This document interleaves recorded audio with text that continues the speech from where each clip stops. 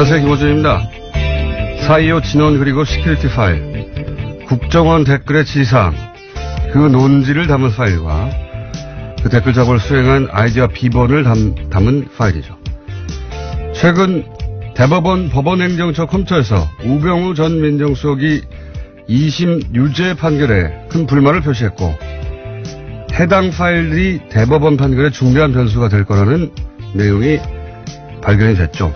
대법원은 이 파일의 증거 능력을 인정하지 않았고 결국 사건은 파기환송이 됐습니다.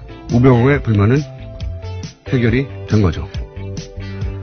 검찰이 이 파일의 작성자, 애초 자신이 작성했다고 인정했다가 나중에 기억이 나지 않는다고 진술을 바꾼 전 국정원 심리전단 소속 김모 씨를 작년 8월부터 5차례나 소환했지만 출석하지 않자 체포영장을 청구했습니다. 법원이 이를 어제 기각했습니다. 작년 8월부터 5차례 소환에 불응했다면 일반인은 진작 체포가 됐겠죠. 시민들이 검찰을 응원하고 사법부를 비토하는 풍경 최근 자주 벌어집니다. 이 생경한 풍경이 벌어지고 있는 이유, 사법부 스스로 제공한 겁니다.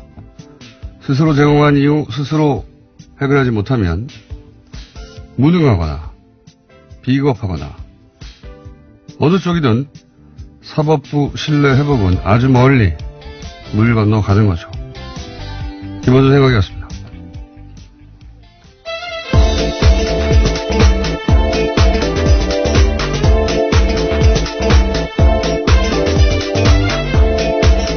시사인의 김은지입니다.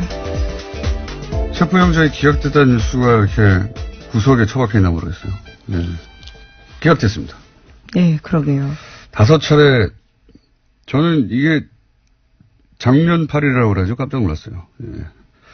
저도 소환에 불응해 봤는데. 몇 번 불응하셨나요? 아니, 이 정도로 불응할 수는 없어요. 예, 그렇죠. 5차례나 불응했을 경우에는요, 보통 체포영장을 쳐서 데리고 나옵니다. 2번, 그것도 이제 변호사 통해서, 일종 조율하고, 그러면서 한 2번, 어떨 경우는 특수한 상황이 되면 3번, 이렇게 모르겠는데, 작년 8월이잖아요. 작년 8월. 이게 언제부터입니까, 이게? 작년 8월부터 했는데, 아직도 안 나오면 체포해야 되는 거 아닙니까? 네, 그리고 참고인이 아니라 피의자라고 법원조차 밝히고 있거든요. 그렇기 때문에 반드시 나와서 설명해야 될 부분들이 있는데, 나오지 않고 있는 겁니다. 네, 이분이 이제, 검찰 수사를 하니까 이제 아프셨어요, 또. 아프실 예정인 분들이 많잖아요, 이럴 때는. 아프셔가지고, 병원에 입원해가지고 계속 안 나오고 있다가 퇴원했는데도 지금도 안 나오는 겁니다. 네. 예, 저도 법정에서 여러 차례 봤었는데요. 기억상실 증언도 굉장히 많이 했습니다. 스스로도 기억력이 부족하다라는 이야기까지 했었는데, 이제는 아프기까지 하신 거죠. 처음에는 본인이 작성했다고 했어요. 예, 검찰에서는 그렇게 이야기했었습니다. 네, 했는데, 나중에 이제 진술을 기억이 나지 않는다고 진술을 바꾸고, 대부분은 그걸 받아들여 준 거예요. 예. 본인이 기억나지 않는다고 하니까, 본인이 작성한 게 확인이 되지 않는다. 이거 얼마나 편합니까? 네, 자기 이메일은 다 맞고 누구와도 공유한 적이 없지만 첨부 파일만 기억이 안 난다라는 거였습니다. 기억이 나지 않으니까 대법원이 기억나지 않는구나. 그럼 안 되지 하고 증거 능력을 인정하지 않아서 얼마나 편해요. 예, 저도 앞으로 이렇게 할 생각입니다. 무슨 문제가 생기면. 자, 첫 번째 뉴스가 뭡니까? 네, 이명박 정부 시절 국가정보원이 대북공작금을 사용해서 전직 대통령 뒷조사를 했습니다. 10억 여원으로 김대중 노무현 전 대통령이 뒤를 캔 건데요. 검찰은 최종업 전 이명박 정부의 국정원 3차장 주도로 이러한 비밀 프로젝트가 실행됐다는 사실을 확인했습니다. 그리고 구속영장을 청구했는데요. 김대중 전 대통령 뒷조사는 데이비슨이라는 공장명으로 됐고요. 노무현 전 대통령의 뒷조사에는 연어라는 공장명이 붙었습니다. 데이비슨은 뒤에서 나온 것이고 연어는 이제 노무현 대통령 해외 비리가 있으면 그 사람들을 국내로 다시 돌아오게 만들겠다는 이런 뜻이 담긴 거라고 하던데. 네, 하지만 다 실패했습니다. 사실이 아니었어요. 예, 사실무근으로 판결이 나서 실패했는데 이게 이제 실패했기 때문에 드러나지 않을 뻔했던 거죠. 예, 그런데 이게 어떻게 드러났냐 재밌습니다. 갑자기 이름 생각납니까? 네, 오늘 원세훈 전 원장. 네네. 제가 오늘 멍한 상태거든요. 중간중간에 도와줘야 돼요. 네. 수면 부족으로 멍하기 때문에.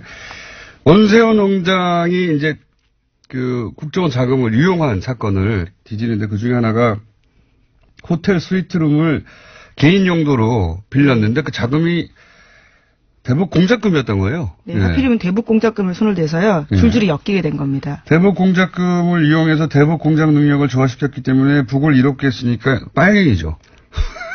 보수 진영의 논리로 따지면. 어쨌든, 근데 이제 그 자금을 뒤지다 보니까 비는 구석들이 있는 거죠. 그 비는 구석들을 또 따라가다 보니까 이게 나온 거예요. 예.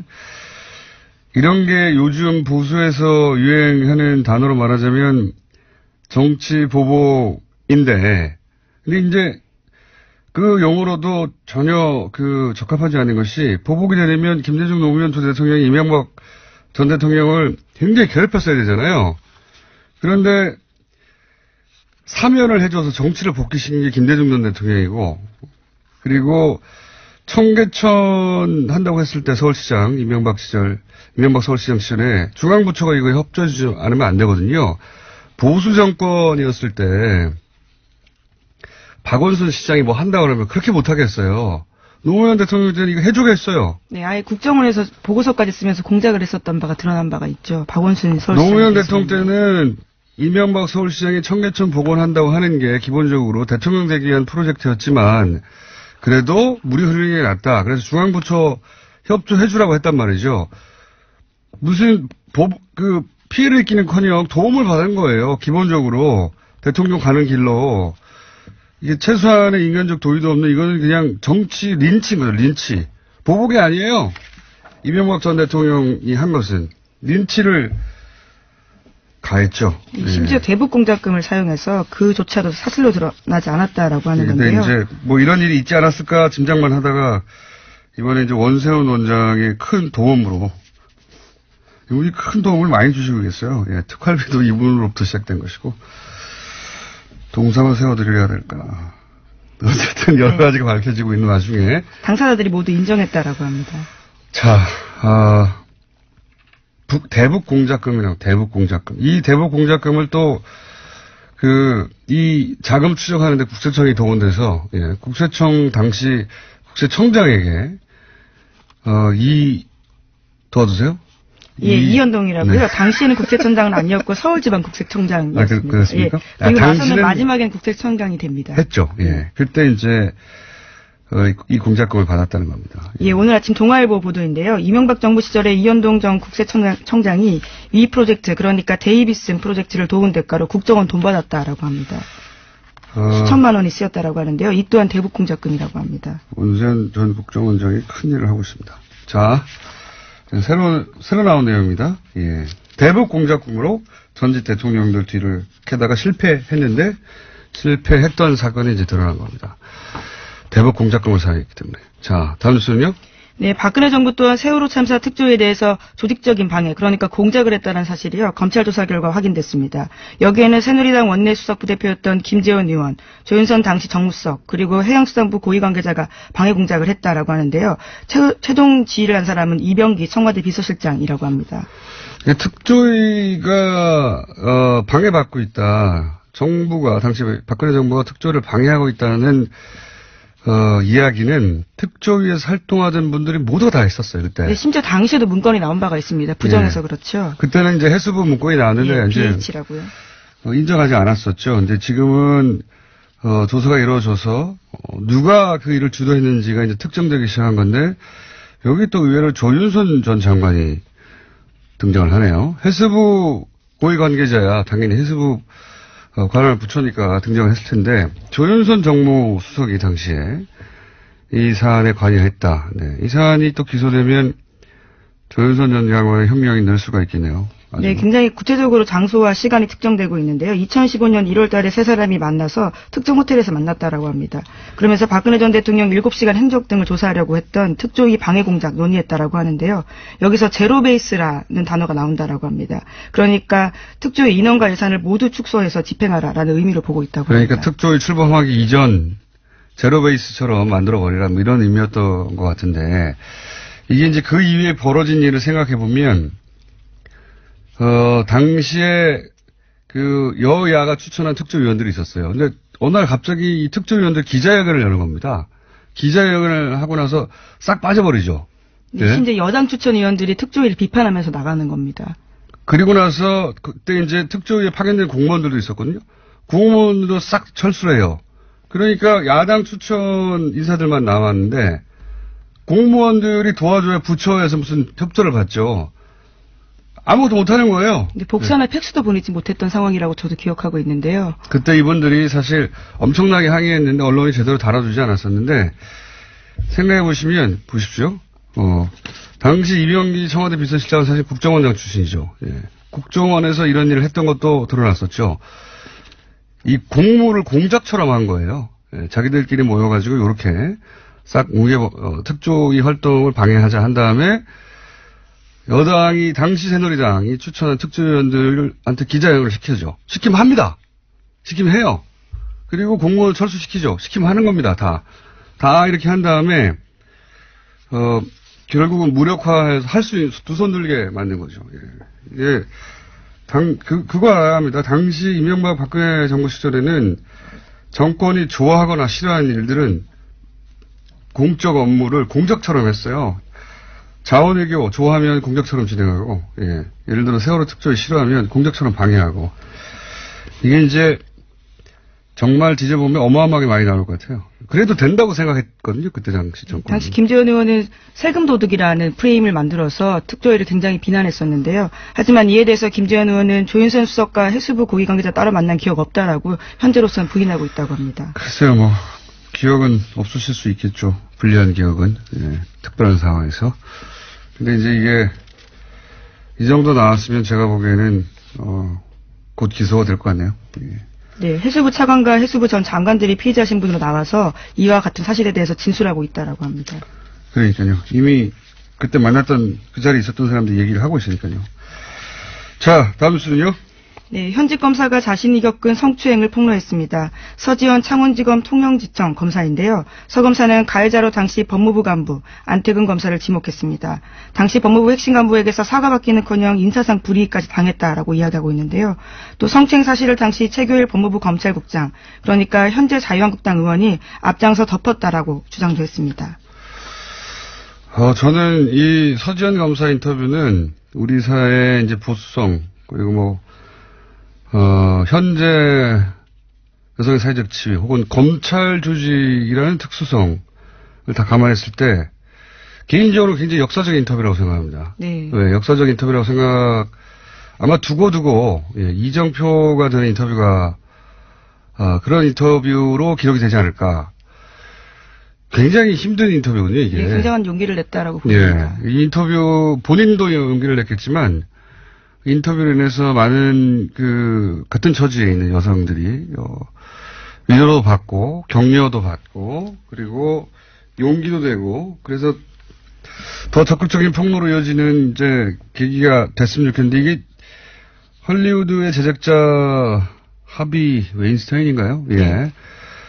그 사람에게 당했던 알리사, 생각이 안 나네요. 네, 제작자와 배우들이 많습니다. 네, 예, 많습니다. 최초 폭로가 알리사 도시 이름인데 이탈리아 기억이 안 나네요. 알리사 못 로마인가? 들어서 죄송합니다. 알리사 로마인가요? 베네치아인가요? 밀라노인가 합니다. 밀라노의 폭로로부터 시작된 건데 그래서 미투 해시태그가 전색을 휩쓸었죠. 예, 작년에 올해의 인물로 뽑히기도 했습니다. 이와 관련된 인물들이요. 우린 조용했어요. 예, 그런 일이 없어서가 아니라 그 일을 공개했을 때 입을 수 있는 피해가 굉장히 두려웠던 거죠. 예. 꽃뱀 취급을 받는다, 이렇게 걱정을 했을 것이고, 혹시, 조직에 괜히 평지풍파를 일으키는 거 아닌가. 그러니까 스스로 자책하는 거죠. 스스로 자책하고, 이 사회 시선을 내면화해서, 잘못은 내게 있는 게 아닐까, 왜 맞는 안에 증후군 같은 거죠. 예. 그런데 이제, 그걸 서지현 검사, 현직 검사를 깨고 등장을 한 겁니다. 저는 대단한 인터뷰였다고 생각이 들고, 이걸 제가 했어야 되는데. 네, 어제 원래 글을 먼저 올렸었는데요. 관련 글에서는 캠페인이 미투 해시태그 달았다라고 합니다. 네. 그리고 관계자들의 반론도 말씀드려야 될 것 같은데요. 안 전 국장은 오래된 일이고 술 마신 상태라 기억이 없지만 있었다면 사과한다라고 하고요. 최규일 의원은 전혀 기억이 없다면서 왜 나를 끌어들였는지 이해하기 어렵다라고 주장하고 있다고 합니다. 네, 밝혀지겠죠. 예. 어쨌든 저는 서지현 검사 응원하고 제2, 제3회 서지현이 계속 나오기를 응원하고 이 인터뷰 자체가 이정표로 기록될 역사적인 인터뷰였다. 저는 그렇게 생각합니다. 다만 아쉬운 것은 내가 했었어야 하는데.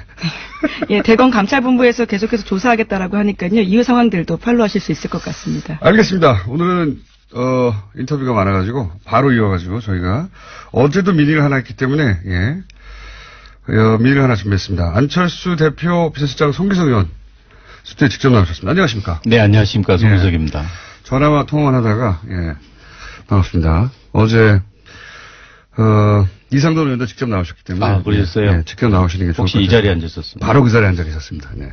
똑같은 시간대에. 예. 우선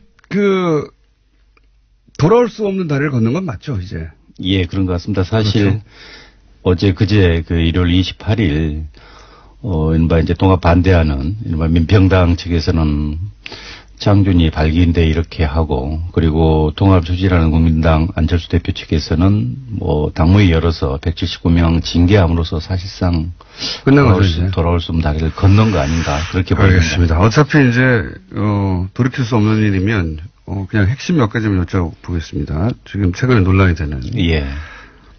전당대회 때 이제 당원을 이것저것 바꾼 거, 이것에 대해서 반대쪽에서는 꼼수라고 하는 평가에 대해서는 어떻게 생각하십니까? 당원 자체를 바꾸지는 않았습니다. 그렇지 않아도 당규문만 바꾼 겁니다. 그렇죠. 이제 당원까지 예를 들자면 대표 당원에 의한 투표 방식의 전당대회가 아닌 다른 거기다 또는 추가하거나 그걸 논란이 있었는데요. 일단 정면 돌파한다는 측면에서 당원은 개정하지 않았고 당규만. 네, 당규만 이제 그 전당대회 방식에 대해서만 좀 당규를 바꿨는데 이게 좀 여러 면에서 꼼수다. 라는 평가에 대해서는 어떻게 생각하십니까? 네, 새벽 6시에 시작한다든가, 보는 입장에 따라서는 그렇게 볼 수도 있는 것 같습니다. 왜냐하면 전통적인 의미에, 그러니까 한 장소에 특정 시간에 모여서 거기서 잠깐 토론 후에 투표하는 그런 형태가 전통적인 전당대회 아니겠습니까? 그렇지만 이 현대 이 뉴미디어 시대에 와가지고 과연 그 방식을 꼭 고수한 게 옳으냐라는 측면인데요. 거기에 이제 다른 걸 더 가미했다고 볼 수 있을 것 같습니다. 근데 모집단을 줄이려고 대표당원한테 전화해서 모집단을 10,000명을 한 절반 가까이 쳐낸 것도 포함해서 의장 권한을 사실상 무력화하는 디테일한 몇 가지 장치, 이런 건 사실 반대파가 이렇게 했으면 안철수 대표 측에서 가만 안 있었겠죠. 예, 분명히 제가 보기에도 논란의 소진이 있습니다. 다만 대표당원 같은 경우는 거의 한 이제 6,500만 7,000명 가까이 다시 회복된 상황이고, 그게 뭐냐면 결국 당비를 내지 않은 분들, 또 연락이 안 되는 분들을 어떻게 대표당원 지위를 유지할 것인지 여부가 이제 핵심이었던 것 같습니다. 핵심은 그게 아니라 어떻게든 통합을 하려고 하다 보니까. 그렇죠. 그런 측면도 있죠. 그런 측면이 다 아닙니까? 예, 그렇죠. 전대 이제 가결을 위해서 사실 그렇게 그렇죠. 그렇습니다. 인정하겠습니다. 갑자기 훅 인정하시고. 네. 자. 그리고 또 한 가지 계속 언론에 등장하는 게 이상돈 의원 비롯해서 통합을 반대하는 세 분의 비례대표. 네. 세 분보다 더인지 모르겠지만 어쨌든 드러난 건 세 분. 이분들의 출당을 본인들은 요구하는데 안철수 대표가 혹시 이걸 해줄 가능성이 조금이라도 있을까요? 그 전에는 아무래도 이제 정당의 자산이다. 당시 총선 당시에 정당을 보고 투표한 거 아니냐, 그런 측면에서 임으로 할 수 없다라는 원칙적 원론적 입장을 표현하다가 어제 그제 이제 그 당무위 전에 입장 발표를 하면서 이제 나가세라 사퇴 요구까지 했습니다. 근데 사퇴하면 의원직을 그러니까요. 그래서 제가 보기에는 지금 우리 당 상황은 좀 통상의 상황은 아니라고 봐야죠. 더더군다나 사실상 분당 상황 아니겠습니까? 이런 경우는 그게 과연 그 의원직을 유지해 주는 게 오느냐, 아는 게 오느냐. 다만 정치적 상황 변화에 따라서는 정치적으로 해결해야 되지 않겠습니까?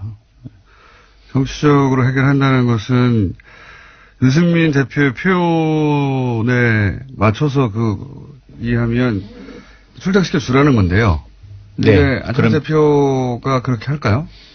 아마 상황에 따라서는 그렇게 갈 수도 있을 것 같습니다. 왜냐하면 그건 절대 안 된다고 말하는 것은 좀 통상의 경우와는 다르기 때문에 제가 이제 이렇게 말씀드립니다. 안철수 대표가 국민의당 창당할 때도 민주당 소속 비례 얘기 여러 번 나오지만. 네, 그랬습니다. 언론에서도. 그러니까요.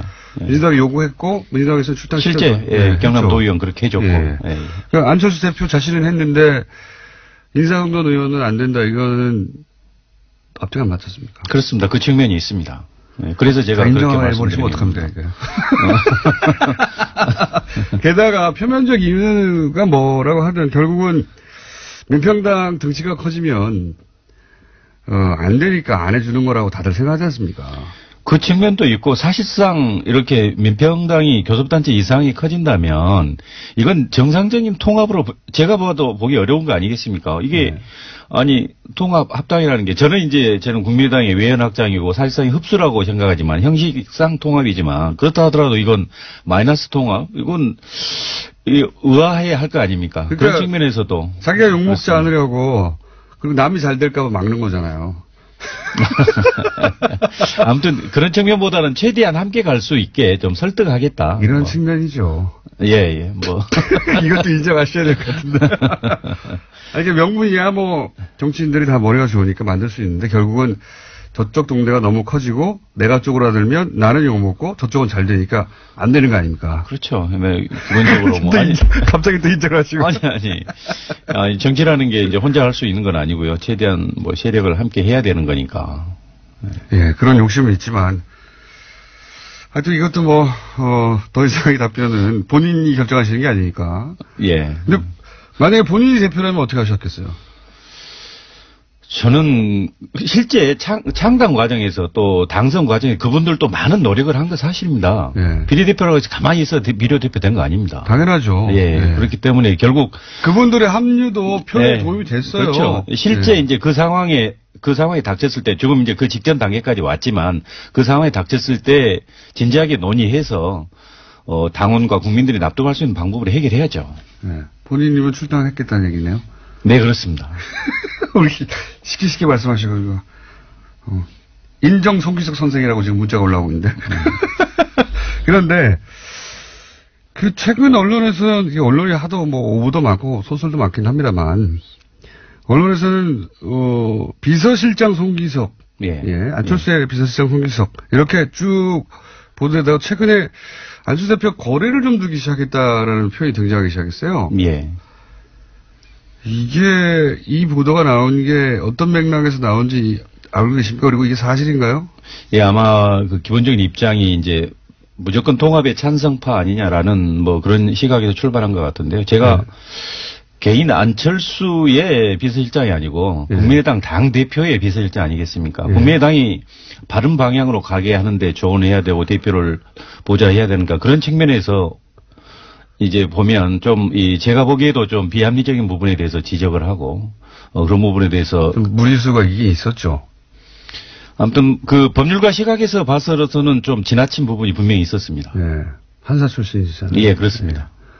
좀 지나친 게 아니고 많이 지나치지 않았습니까? 무리수를 많이 주지 않습니까, 사실은? 어떻게든 통합을, 사실 정치적으로 이해갑니다. 통합을 안 하면 정치 생명이 이제 끝장날 판까지 사실 판이 벌어졌으니까 가긴 가야 하는데 그 과정에서 무리수가 있긴 있었죠. 예, 충분한 소통이나 설득이 좀 부족했던 건 맞습니다. 그리고 절차적으로도 다소가 아니고 꽤 좀 밀판 측면도 있었죠. 예. 아니, 이게 다 인정해버리시면 저하고 각이 서야지, 이렇게. 아니, 왜 머리를 쥐어 뜯으세요? 예. 지나친 인정. 근데 이런 식으로 객관적으로 보면 그런 면도 있다 얘기하다 보니까 기자들이 그럼 그 사이가 멀어졌나 이렇게 생각하는 거군요. 해석을 한 거군요. 예, 이제 그렇게 본 것 같지만 그러나 아까도 말씀드렸다시피 국민의당 당대표 비서실장 여건을 충실히 하고 있습니다. 국민의당이 바르게 가야 된다. 하지만 개인적으로는 뭐 아쉽거나 이건 너무했다는 부분도 있긴 있다. 예, 지나온 과정 보면 그렇습니다. 그렇군요. 자, 그러면 개인적으로 통합하면 글로 가십니까? 아니면 무소속 됩니까? 아니면은 좀 생각해 보셔야 됩니까? 지금 상황에서는. 그런데 저는 이렇게 생각할 때 통합이라는 것이 결국 저는 국민의당이 중도개혁에서 외연 확장인데 그래서 외연 확장의 범주 내에 개혁적 보수니까 바른정당 다수가 포섭된다고 보는 겁니다. 그렇기 때문에 그 방향이 옳다. 원칙적으로는 그렇게 생각하지만 그러나 이런 형태의 분당, 마이너스 통합 이건 바람직하지 않다는 게 제 생각입니다. 그래서 이제 앞으로 남은 방법은 실제 17분은 이제 거의 분당의 길로 갔고 나머지 중재하는 의원들을 이분들을 어떻게 설득할 것인가. 그럼 안철수 대표께서 그분들 요구에 따라 양보를 할 것인지 아니면 더 설득할 것인지 아니면 바른정당 의원들이 실제 개별 입당을 해서 이런 문제를 해소할 것인지 그런 건 결국 정치적 역량 또 정치적 결단의 문제 아니겠습니까? 이제 실제 그 상황이 닥치면 저도 판단하겠습니다. 판단하겠다는 말씀은 무조건 합당 통합화 쪽으로 가는 건 아니라는 거네요. 네, 그렇습니다. 처음 듣는 이야기인데 거리 멀어지신 거 맞네요. 아니 뭐 정치적 상황에 따라서는 어떤 생각을 하느냐면 분명히 생각 차이가 존재할 수 있죠. 하여튼 이제 당 대표 비서실장으로서 그 역할을 충실히 해 왔고, 예. 그래서 개인 감정 없이 해왔으나 그 사이에 직접 보고 겪은 과정 속에서는 이게 좀 무리한 부분이 있다. 만약에 비서실장이 아니었으면 비판하셨을 만한 사안이 있었다는 얘기네요. 그죠? 그렇죠. 또 내부적으로는 또 순서리도 계속 했고요. 네. 네, 그러다 보니까 이제 최후의 결정의 순간이 다가오고 있는데 그럴 때는 마음을 결정하셔야 되는 거 아닙니까? 예, 그래야 되겠죠. 그런데 지금 무조건 통합은 아닌 것으로 그거는 내가 고민해 봐야 한다. 이 정도 선까지 오신 거군요. 네, 그렇습니다. 멀어지신 거 맞는 것으로 오늘. 네. 저희가 그 이상돈 어제 의원만큼 대립각이 쓰는 시간, 대립각이 쓰고 그 시간만큼 드리려고 했는데 이게 다 인정하셔가지고 시간도 다 썼고 대신 저희가 따로 한번 모셔야 될 것 같습니다. 따로 한번. 서정검사 말고요. 저를 또. 네. 네, 좋습니다. 법률 용어가 갑자기. 자, 아니, 어제 이제 반대파와 사실은 찬성파의 대립구도로 이제 모셨는데. 예. 약간 가운데로 오셨기 때문에. 게다가. 아니, 근데 저는 그 반대하는 분들의 그 논리에 대해서는 수긍을 못 합니다. 알겠습니다. 이게 어떻게 호남을 버리고 탈호남이고 뭐 햇볕 적절을 버리고 그런 보수 대합이고 이건 전혀 동의하지 않습니다. 동의하지 않지만 예, 그렇다고 예. 통합파의 그대로 자동으로 따라갈 거라는 생각은 다른 사람들이 그렇게 생각하면 그건 오산이다. 나는 나의 판단을 새로 다시 시작하겠다. 예, 통합은 원칙이 맞지만 이런 형태의 이렇게 분단까지 가는 이런 바람직하지 않다고 생각합니다. 알겠습니다. 오늘 여기까지 하겠습니다. 약간 멀어진 걸로 확인된 송기석 의원이었습니다. 감사합니다. 네, 고맙습니다. 2주 전 목요일 날 JTBC에서 가상화폐 토론을 가졌습니다. 굉장한 화제였습니다. 특히 유시민 작가 단연 주인공이었죠. 네. 직접 오셨습니다. 안녕하십니까? 안녕하세요. 네. 샤랄랄랄라 이건 또 무슨 음악이야?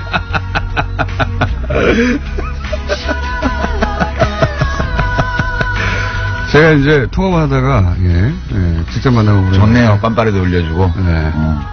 오랜만에 뵈서 반갑고요.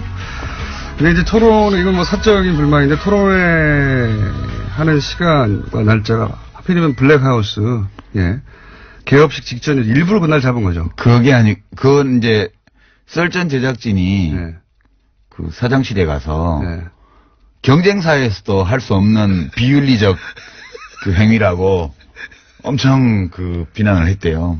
아, 스스로? 왜냐면 썰전 방송 직전이었는데 썰전에서도 이걸 다뤘거든.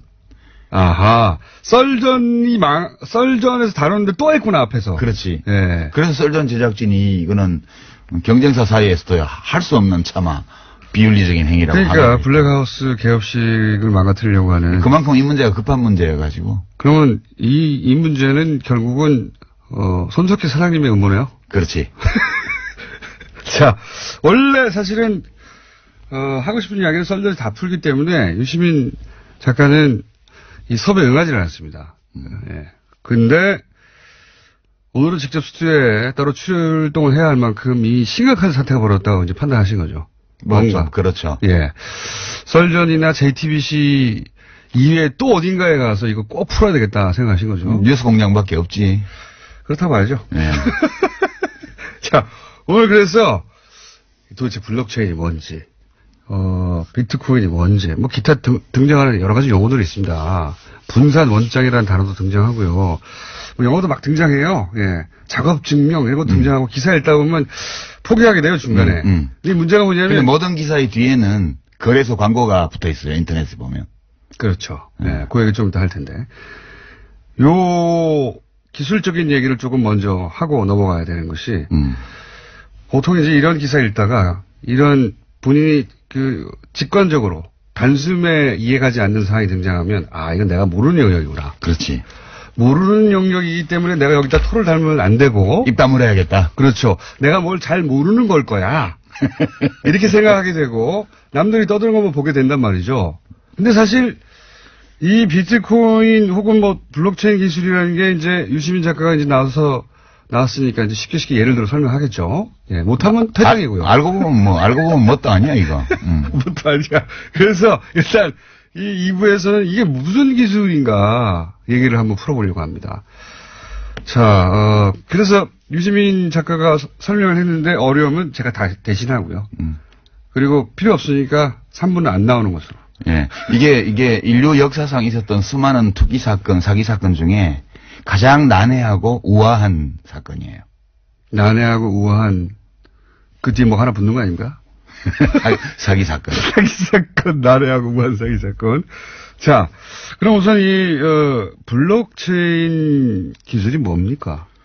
어떻게 하자는 겁니까? 블록체인 기술은 이제 블록을 순차적으로 만들어서 거기다가 정보를 입력하는, 거래 정보를 입력하는 그런 장부 만드는 기술인데요. 네. 우리가 보통 장부를 보면 뭐 200쪽짜리 장부가 있잖아요. 네.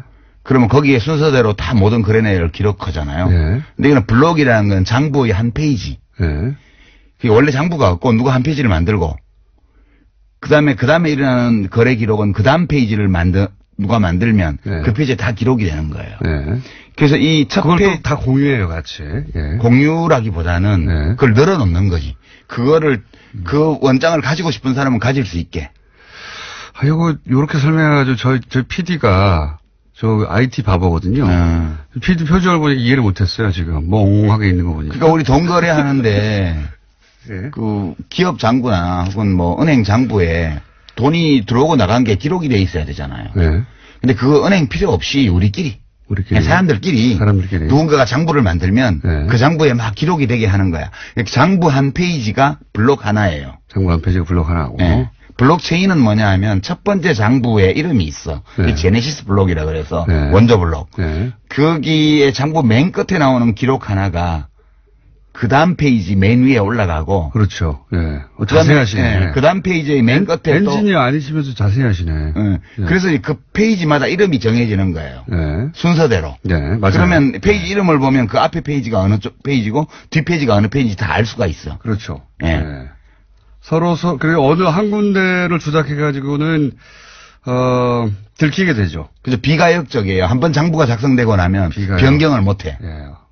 그래서 이 페이지 하나하나가 차례대로 이어지기 때문에 체인이라고 그러는 거예요. 요거는 실제 기술 원리에 굉장히 가깝게 설명을 하신 거예요. 근데 저희 PG 표정이 알아들은 척 하려고 하는데 못 알아들은 표정이거든요. 그러니까 기사에는 다 이렇게 나와요. 탈중앙화 시스템에서 안전하게 사용할 수 있는 디지털 원장의 기반 기술. 이렇게 표현해놔가지고 알아들을 수가 없는데. 일부러 그러는 것도 있어요. 못 알아들으라고. 일부러 그러는 이거 어마어마한 거다? 이거 대단한 거야? 너 모르지 이거 뭔지? 뭐 이러면서. 내가 시킨 대로 해야 돼. 뭐 그런 거.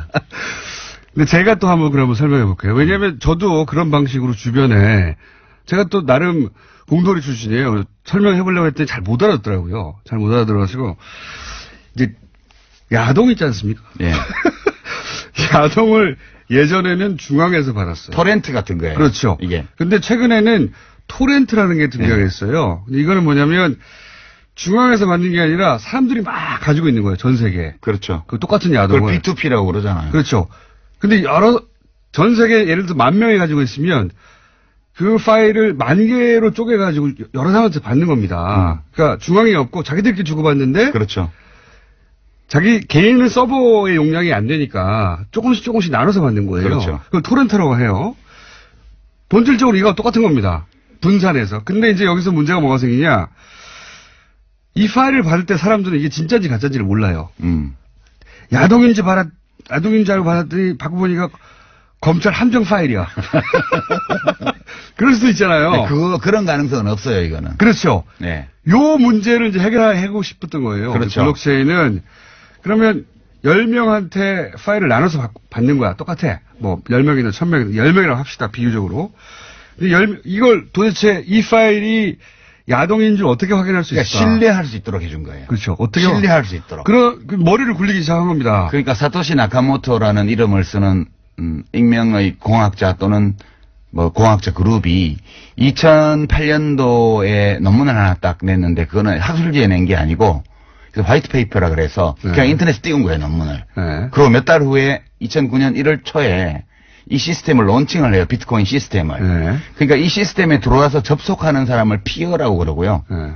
그러니까 피어들끼리, 그냥 컴퓨터들끼리, 또 노드라고도 하는데 이 사람들끼리 너무 잘하는데? 네. 이 사람들끼리 그냥 거래를 해요. 비트코인 하나 줘 뭐 줄게 이렇게 해서 거래를 하면 거래 기록이 생길 거 아니에요. 네. 근데 이 거래 기록을 장부에 기록을 해야 되는데 그렇죠. 최초의 이 사토시가 내려받은 최초의 제네시스 블록 네. 거기는 기록이 하나밖에 없어요. 이 받았다. 네. 비트코인 받았다. 네. 이거 채굴 해가지고 네. 이 블록을 첫 번째 채굴이니까. 예, 블록을 만드는 걸 채굴이라 그래요.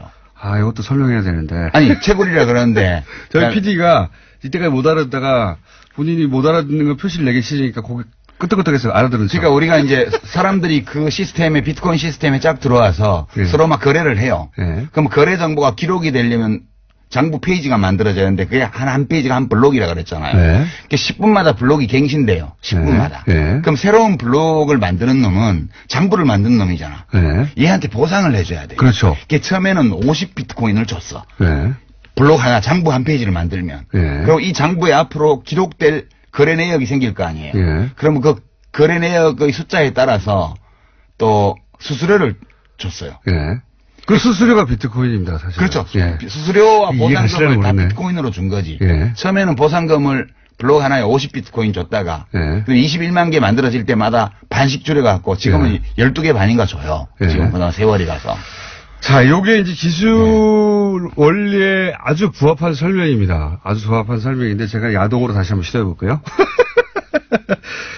이 야동은 신뢰가 없잖아. 이게 야동을 어떻게 신뢰할까 고민한 거예요. 예를 들면 이거 받기 전에 내가 이게 틀림없이 야동이라는 걸 알아야 되잖아요. 예. 받는 과정에도. 그럼 어떻게 했느냐. 10명에다가 10문제를 풀게 한 겁니다. 다. 그 10명이 쫙 있다. 파일, 그렇게 설명하면 안 되고. 못 알아들으시는 표정이에요. 그러니까 이제 지금 이 비트코인 시스템이 모든 암호화폐의 이제 기본 형태인데. 예.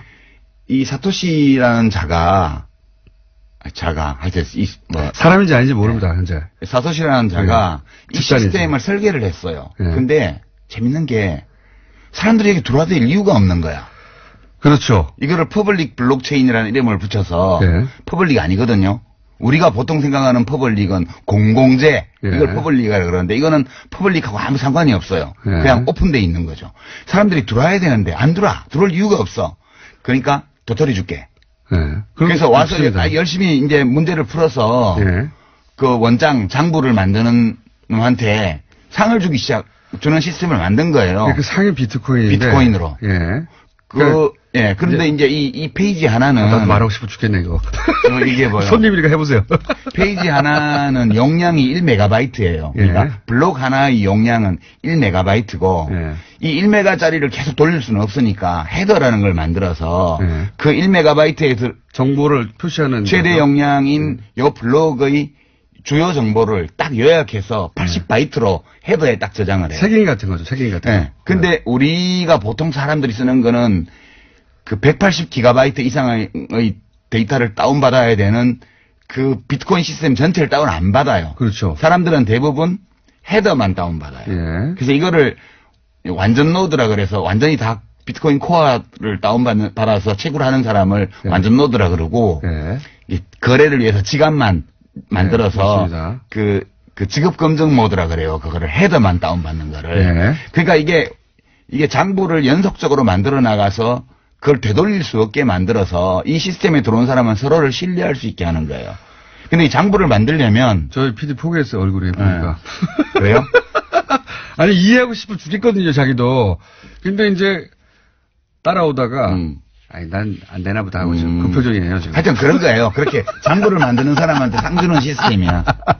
제가 그러면, 왜냐면, 이게 원리에 정확하게 부합되는 설명이 맞아요. 제가 알고 있는 바와. 근데 제가 그 설명으로 설득시키나 이해시키는 사람이 별로 없어가지고. 아니, 그냥 이렇다는 거 알면 돼요. 그냥 별거 아니라는 거. 제가 이제 아주 쉬운, 원리에는 약간 벗어나지만 본질은 비슷한 겁니다. 예를 들어서 비밀번호가 하나 있어요. 비밀번호가. 이 비밀번호가 있는데 그걸 사진을 찍었어요. 사진을 찍어요. 그런데 그걸 퍼즐로 막 나눠요. 예.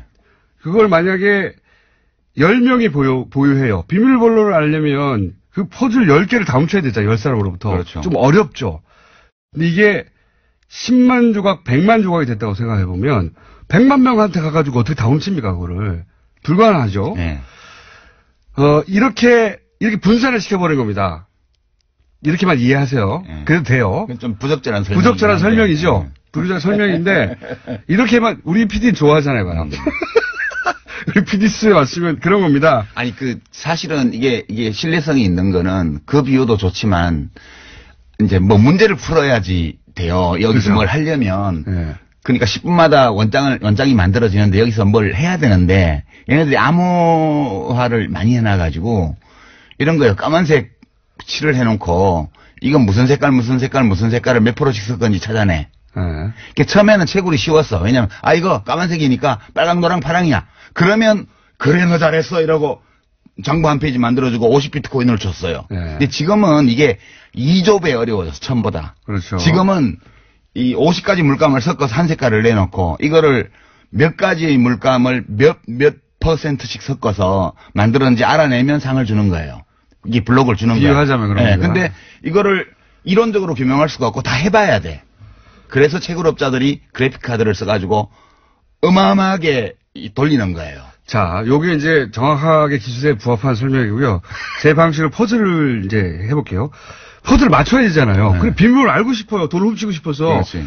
퍼즐을 맞춰야 되는데 조각이 너무 많아요. 조각이 너무 많으니까 컴퓨터가 많이 필요해요. 그렇죠. 예. 그런데 이걸 개인이 할 수 없으니까 이제 이걸 해주고 수수료를 받는 거예요. 그게 채굴업체예요. 예, 그게 채굴이고 그때 수수료 받는 게 비트코인입니다. 채굴이라는 게 조각을 맞춰주고 이게 조각이 다 맞고 이게 가짜가 아니야 라는 게 누군가 대신 해줘야 되는 건 조각이 너무 많아. 그렇게 생각하시면 됩니다. 난 비밀번호를 알고 싶은데 이게 정확하게 기술에 부합되는 내용은 아니지만 본질이 그렇다는 거예요. 그걸 작업증명이라고 그래요. 그렇죠. 그 과정을. 예. 그러니까 이게 맞나? 안 맞나? 예, 수학 문제를 푸는 게 아니고 수많은 경우의 수를 직접 대입해 봐야 되는 거라 가지고 그러니까 컴퓨터가 많은 놈이 이기는 거예요. 10분마다 하나씩 블록이 만들어지니까. 예. 그러니까 어마어마한 그 양의 그래픽카드 GPU를 설치해 놓고 그거를 쪼개서 10,000대 가지고 작업하면 100대 가지고 하는 놈보다 100분의 1의 시간에 할 수 있는 거지. 예. 그래서 전기를 많이 먹는다는 것이고 어마어마하게 먹는 거지. 어마어마하게 쌓아놓고 하는 거예요. 컴퓨터 한 대에 할 수 있는 일이 아니니까. 근데 문제는 예. 그걸 이제 해서 풀었네? 조각을 맞췄네? 그러면 잘했어 하고 수수료 하나 딱 주는 겁니다. 수수료 하느냐 블록 하나가 만들어지면서 네. 이제 문제는 그걸 비트코인이라고 하는 거죠. 난이도는 첫 번째 제네시스 블록하고 네. 50만 번째 블록을 비교를 하면 50만 번째 게 그 1조 8천억 배 어려워요. 난이도가. 숫자도 다 기억하면. 약 이분이 1조 진짜. 8천억 배 어려운데 그러니까 채굴은 어려워지니까 비용이 많이 드는데 예. 비트코인 값이 안 올라가면 채굴이 안 돼요. 그러니까 채굴이 스톱되는 순간 이 시스템은 다 다운되는 거기 때문에 무슨 수를 쓰더라도 이 시스템을 돌리려면 값을 올려야 돼요. 그래서 사기꾼들이 이제 사기적인 방법으로 값을 올리는 거죠. 자, 여기까지는 저희 PD의 눈빛으로 봐 한 3분의 1 정도를 이해하는 척하고 있어요.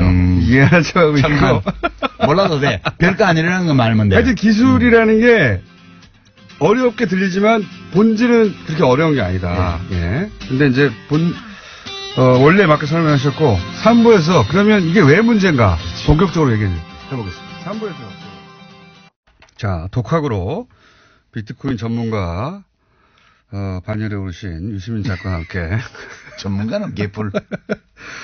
자, 비트코인 얘기를 하고 있습니다. 예, 기술 설명을 초반에는 2부에는 해서 다 이해가 됐다는 분들도 있고 문자를 보니까요. 예, 그리고 어렵다. 나는 PD하고 이해력이 같나 보다 이런 분들도 있고 그리고 김어준 닥쳐라도 좀 있고요.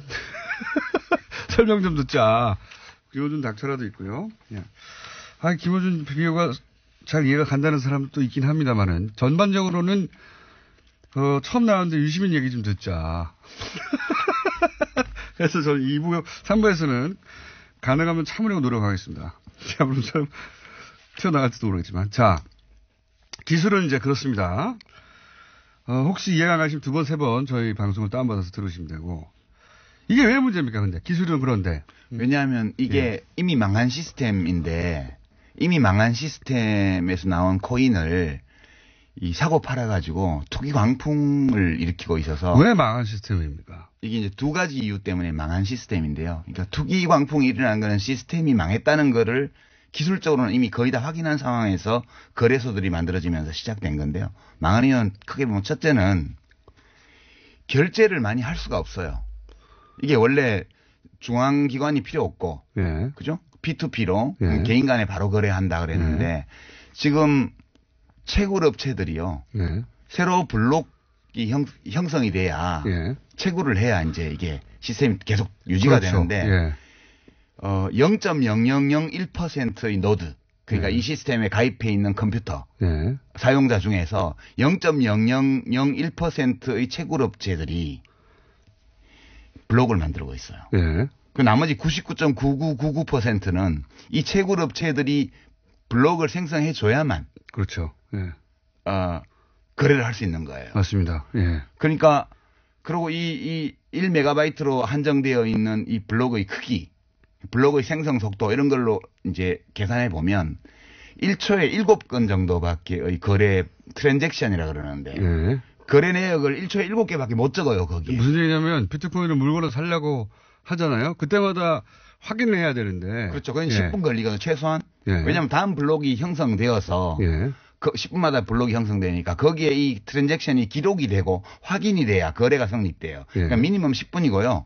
수수료를 적게 표시하면 처리가 3일, 5일, 일주일도 안 돼요. 맞습니다. 수수료가 높은 거는 빨리 해줘요. 그럼 거래소에는 어떻게 이렇게 순식간에 되느냐? 그거 설명해 주셔야죠. 거래소는 지금 저 암호화폐에 뭐 비트코인 포함해서 거래하는 사람의 대부분이 네. 암호화폐 지갑이 없어요. 그때 무슨 이 얘기냐? 블록체인 시스템에 안 들어와 있다고요. 예. 이거를 이제 들어와 있는 노드 컴퓨터로 하는 사람을 이제 온 블록체인이라 그러고요. 예. 이 블록체인 시스템과 전혀 무관하게 바깥에서 거래하는 사람 그를 오프 블록체인 거래라고 그러는데 예. 대부분의 암호화폐 거래가 오프고요. 예. 이 오프를 담당하는 거는 거래소인데 중개소. 예. 여기서 전자지갑을 갖고 있으면서 따로 DB를 만들어서 자기들 고객하고 거래를 하는 거예요. 예. 그래서 이 대부분의 거래가 블록체인과 관계가 없고 예. 이 거래를 블록체인에 집어넣으면 이 블록의 수수료가 커져요. 예. 그러면 그렇죠. 채굴 비용을 감당할 수 있죠. 예. 근데 채굴은 갈수록 어려워지고 아까 그랬잖아. 50만 번째 블록은 첫 번째 블록보다 2조 배 어렵다고요. 예. 1조 8천억 배. 그러니까 채굴 비용이 많이 들어가니까 이 채굴 비용을 뽑으려면 블록체인 보상금이 많아져야 되는데 이건 지금 처음에 50 비트코인에서 시작해서 12.5까지 내려와 있죠. 예. 거꾸로 내려가고 있는 거죠. 수수료는 원래 늘어야 되는데 예. 거래를 처리하는 속도가 너무 느리고 그다음에 대부분의 거래가 오프에서 이루어지기 때문에 예. 보상금으로 들어오질 않아요, 이게. 이게 이런 겁니다. 만약에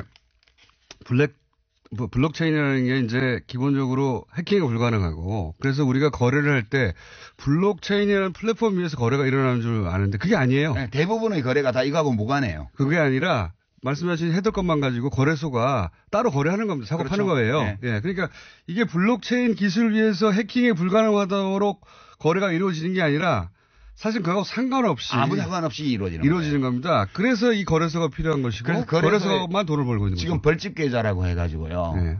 지금 그 실명 확인 안 해주잖아요, 은행에서. 이 네. 벌집 계좌가 거래소에 임원 명의로 법인 계좌를 만들어 놓고 그 계좌하고 거래하는 거예요. 예. 이 투자자들이. 그러니까 이거는 블록체인 기술 발전하고 전혀 무관한데 사실은 지금 이제 그래서 첫 번째로 채굴 비용은 증가하고 예. 채굴에 따른 수익은 줄어들기 때문에 어느 시점에 가면 채굴 비용은 계속 올라가고 수익은 내려오다 보면 크로스가 이래요. 데드 크로스. 예. 그 시점이 되면 채굴이 중단이 돼요. 예. 채굴이- 보상이 미치지 못하니까요. 예, 채굴이 중단되는 순간 이 시스템은 끝장이에요. 그냥 서든 데스야. 채굴을 계속 해야지 돌아가는데 채굴을 해서 얻게 되는 이득이 채굴에 들어가는 비용보다 작아지면은 그렇죠. 중단하겠죠. 예. 중단하면 이 시스템이 돌아갈 수가 없는 거죠. 돌아갈 수가 없는 거죠. 예. 예. 그때가 올 수 있다는 거고. 그때가 반드시 와요. 그때가 오기 전까지 계속해서 가격이 올라가는 이유기도 합니다. 그렇죠. 예. 왜냐하면 보상이 있어야 되니까요. 이 가격이 올라가는 거는 실제로 이 블록체인을 기반으로 한 암호화폐 시스템에서 거래하는 사람들은 다 익명 거래고 전자지갑 주소로만 하고 있고요. 당사자들이 직접 하는 게 아니고 사실은 개별 사용자가 거래자가 시스템에다 정보를 집어넣고 그걸 받아가는 사람은 자기 암호키를 가지고 그 시스템에서 빼가는 구조예요. 예. 이렇게 돼 있는데 지금 그 가격을 지탱을 해야 되니까 내가 전자지갑을 여러 개 만들어 놓고 암호화폐 지갑을 내가 혼자서 거래해도 돼요. 그렇게 해서 지표를 끌어올리는 거죠. 그게 실제로 있었던 일이죠. 예전에 2010년, 13년에 아직 이제 비트코인 가격이 $100 수준이었을 때 네. 갑자기 한두 달 만에 $1,000가 된 적이 있어요. 그렇죠. 근데 이제 그걸 나중에 올해 어떤 저널에서 발표를 했는데 이거 한 사람이 한 거다. 그렇죠. 프로그램 2개 돌려가지고. 아니 그거야 뭐 지갑 한 10개 만들어 놓고 사고 팔고 하면 까불나가는 거예요 계속. 그렇죠. 예, 그걸 실제로 이런 경우가 있었고 그러면 지금은 없느냐. 지금도 하고 있죠. 지금도 하고 있다고 봐야 되는 당연히 거죠. 하고 있는 거지 그거는. 그러니까 이 시세가 시장이 저절로 조절되는 게 아니라는 겁니다. 기본적으로. 그러니까 노름판으로 치면 타짜들이 와서 다 판을 조작하는데 이렇게 순진한 그런 도박에 끌린 사람들이 들어와서 판돈 집어넣고 있는 거예요 지금. 블록체인 기술은 조작이 불가능하지만 고 이미지 때문에 거래소도 조작이 불가능할 거라고 생각하는데 그건 아니라는 겁니다. 그건 아니죠. 예. 지금은 근데 거래는 거래소에서 일어나는 거예요. 그러니까 지금 이게 블록체인 시스템은 안전해요. 예. 그 기술적으로. 기술적으로 그다음에 안전하고. 블록체인 위에 얹어놓은 암호화폐 시스템, 특히 이제 좀 시스템이 다른 암호화폐도 있지만 여러 가지가 있습니다. 비트코인을 예를 들면 네. 원조니까 비트코인 시스템도 비교적 안전해요. 이게 해킹이 불가능한 건 아닌데 해킹을 해서 얻을 수 있는 이익이 별로 없어요. 그 해킹을 하는데 들어가는 노력에 비해서. 네. 그래서 시스템상 좀 안전한데 이건 내부 환경이고요. 이 시스템에 내부 환경의 맨 바깥쪽에 그 암호화폐 지갑이 있어요. 예. 지갑도 시스템 내부긴 한데 지갑은 응용 프로그램이거든. 앱이거든. 그렇죠. 예. 그래서 이거는 해킹에 완전히 안전하다고 볼 수 없고요. 일본 거래소가 털린다든가. 그런데 그건 뭐가 틀린 건지 몰라요 아직까지. 예. 이 전자지갑이 암호화폐 지갑이 털린 건지 틀렸면 왜 털렸는지 해킹을 당한 거래 건지 정보가 털렸는지 아니면 비밀번호가 노출된 건지 모르고요. 어쨌든 한 네. 5,700억 규모의 해킹이 며칠 전에 있었죠. 그러니까 이제 그 암호화폐 지갑은 절대적으로 안전하지는 않고요. 그다음에 거래소로 나가잖아요. 그거는 이 암호화폐 시스템 내지 블록체인 시스템의 외부 환경이에요. 지금 계속 얘기했지만 블록체인 기술 기반에서 거래가 이루어지는 게 아니다. 그렇죠. 그건 안전한데 네. 그건 안전한 게 맞아요. 그 좋은 기술이 맞고 근데 지금 거래소에서 이루어지는 건 그렇게 이루어지는 게 아니다. 그렇죠. 예. 그리고 거기를 해킹하면 속수 못 채기다는 그러니까 거죠. 해커들이 다 거기를 노리죠 지금. 예. 이 비트코인 시스템의 외부 환경을 노리는 거예요. 예. 거래소요. 블록체인은 안전하다고 그러는데 왜 해킹이 일어나지? 이렇게 생각하실 텐데 지금 설명으로 이제 이해가 되셨을 거라고.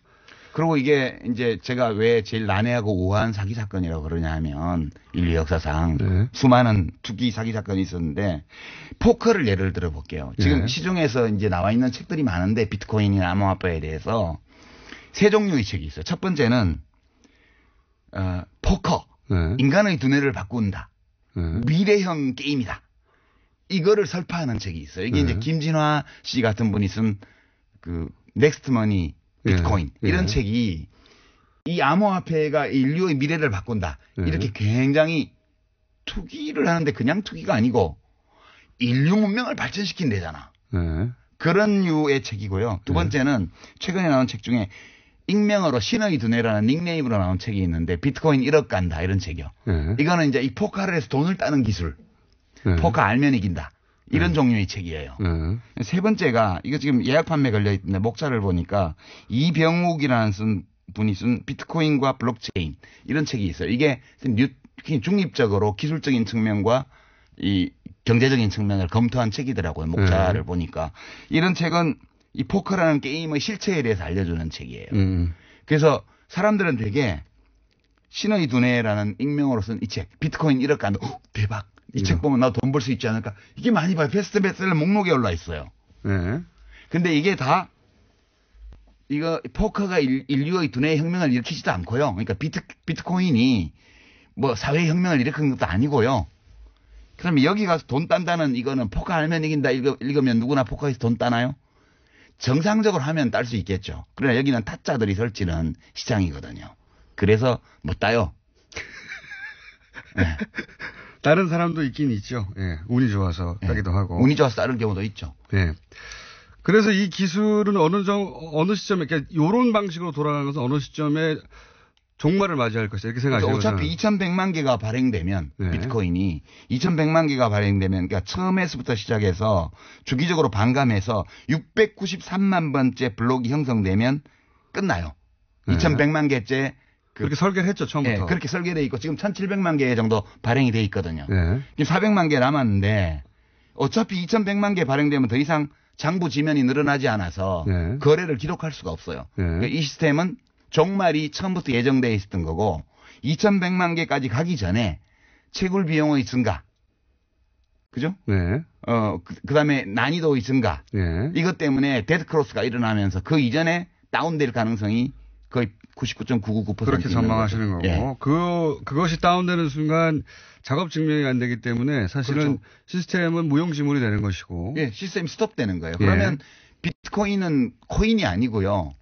그냥 디지털 데이터거든요. 네. 이 디지털 데이터는 이 블록체인 시스템 안에서만 의미를 가지는 건데 이 시스템이 다운되는 순간 가치가 제로예요. 그렇죠. 작업 증명이 안 되니까요. 네. 예, 이게 자 이런 전망하에 이것이 기본적으로 도박이고 사기라고 이제 주장하시는 거예요. 이렇게 안 하시는 분들 계시지만 유시민 작가는 그렇게 생각하고 있습니다. 뭐 저는 하나의 시각을 말씀드리는 거죠. 예. 예. 그래서 그게 너무 걱정이 되기 때문에 왜냐면 언제 터진다 이거. 터지죠. 예. 언제 터지냐의 문제일 뿐 터진다고 생각하시기 때문에 이거 사람들 진정시켜야 된다고 나오신 거예요. 그죠? 진정시킨다는 목적이 아니고 저는 제가 이 비트코인이나 암호화폐나 블록체인에 대해서 잘은 모르지만 그냥 보통 사람 시민의 시선으로 예. 이해할 수 있는 선까지 이해해 본 결과 예. 이거는 폰지 사기나 튤립 투기나 이거하고 근본적으로 동일한 사건이에요. 네. 그러니까 실체적인 가치가 제로인데 가격을 지탱하기 위해서 무한히 투자자를 끌어들일 수 있다는 전제를 두고 네. 이 시스템을 돌리고 있는 거거든요. 이거는 어느 시점에 가면 끝나는데 90년대 중반에 다단계의 20대들이 엄청 끌려 들어갔던 거 기억나시죠? 예, 예. 그때 그 다단계를 설파한 사람들이 뭐라 그랬습니까? 이걸 유통혁명이라 그랬어요. 예. 중간 마진을 없애서 생산자와 소비자가 모두 이익을 보게 함으로써 이 자본주의 경제의 유통 시스템의 혁명을 가지고 올 수 있는 거라고 하면서 사람들을 끌어들였잖아요. 네. 모든 사기에는 명분이 필요해요. 근데 이렇게 문명의 혁신이라든가 또는 경제의 혁신이라든가 이런 거창한 논리를 끌어들이면 네. 왠지 내가 하는 투기가 가치가 있는 듯한 느낌을 줘요. 그렇죠. 예. 예. 그래서 사실은 규제한다고 하면 사람들이 화를 내죠. 화를 내는데 화내죠. 사실은 너 일확천금 노리는 거지? 라고 말하는 것과 마찬가지거든, 이 규제가. 그럼 기분 나쁘지. 그러면 속내를 들키면서 움찔해요. 그러면서 야 기술 때문이야. 인류를 위해서야. 그런 심리 구조하고 비슷한 겁니다, 사실은. 딱 그거예요. 비슷한 게 아니고. 화를 내는 건 기술 때문에 화를 낸다고 다들 얘기하는데 그게 아닙니다. 그래서 너 돈 때문에 그러는 거지라는 속내를 들켜서 그런 거예요. 예. 지금 암호화폐가요. 돈 벌고 싶어서 이러는 겁니다, 다들. 암호화폐가 한 1,500종 가까이 돼요. 근데 이 중에는 정말 블록체인 시스템과 무관한 암호화폐도 있고요. 이 ICO라 그래서 지금 되게 유식하게 들리죠. 예, 예. 이니셜 코인 오퍼링이라고 네네네. 해서 주식 공개하듯이 네, 맞습니다. 코인을 팔아요. 예. 채굴 안 해요. 리플 같은 거 채굴 예, 안 해요. 예. 그래서 뭐 리플은 시스템이 요거의 단점을 보완하거나 혹은 변종이 많이 있거든요. 예. 그러니까요. 이제 이 사람들이 이거를 규제하자고 그러면 퍼블릭 블록체인을 왜 규제를 하냐라고 얘기를 하는데 제가 아까 말씀드렸다시피 이건 퍼블릭과 아무 관계가 없어요. 예. 거래는 나우프에서 어떤 이루어지니까. 공적인 목적도 없는 거예요. 그냥 아무나 들어올 수 있는 거를 사람들은 퍼블릭이라고 이름을 붙였고 이 사람들이. 그다음에 프라이빗 블록체인이라고 하는데 그게 사실은 퍼블릭한 거예요. 공공적인 거예요. 그게 은행에서 이용할 수 있는 기능이 필요한 예. 사람들이 특별한 동기부여를 코인 연행을 안 줘도 자기가 여기 가입해서 유형무형의 이익을 얻을 수 있을 사람들이 들어와요. 네. 그렇게 공공적 수요가 있는 분야에 공적인 어떤 효용을 가질 수 있는 블록체인을 프라이빗 블록체인이라 그러고요. 저는 선거를 이걸로 하면 좋다고 봅니다. 선거? 예. 그렇죠. 투표 시스템. 국민투표 시스템, 선거 시스템을 이걸로 할 수 있죠. 그러면은 위변조가 절대 불가능하거든요. 불가능하죠. 예. 그래서 실제로 에스토니아든가 거기서는 블록체인 기술을 원용해가지고 선거 시스템을 구축하고 있어요. 그러니까 10초마다. 그런 건 좋은 거예요. 10초마다 블록이 갱신되는 네. 이런 시스템을 도입하면 트랜잭션, 그러니까 거래 건수도 엄청나게 많이 처리할 수 있고 네. 그런 게 퍼블릭한 거죠. 그렇죠. 예. 근데 이거는 지금 이름을 퍼블릭이라고 붙여서 사람들 속이는 거예요. 이건 완전 프라이빗한 거예요.